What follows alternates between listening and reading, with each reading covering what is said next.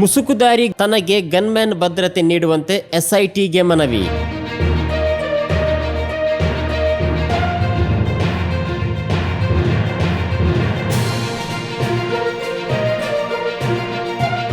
ಧರ್ಮಸ್ಥಳದಲ್ಲಿ ಶವ ಹೂತಿಟ್ಟಿರುವ ಪ್ರಕರಣದ ದೂರುದಾರ ತನಗೆ ಗನ್ಮ್ಯಾನ್ ಭದ್ರತೆ ನೀಡುವಂತೆ ಎಸ್ಐಟಿಗೆ ಮನವಿ ಮಾಡಿದ್ದಾನೆ ಎಂದು ವರದಿಯಾಗಿದೆ.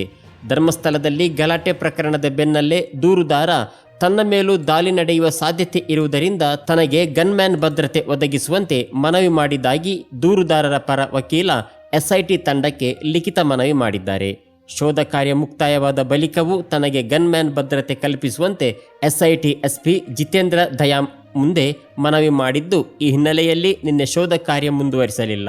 ದೂರುದಾರನಿಗೆ ಭದ್ರತೆ ಒದಗಿಸಿದ ಬಳಿಕ ಶೋಧ ಕಾರ್ಯ ಮುಂದುವರಿಯಲಿದೆ.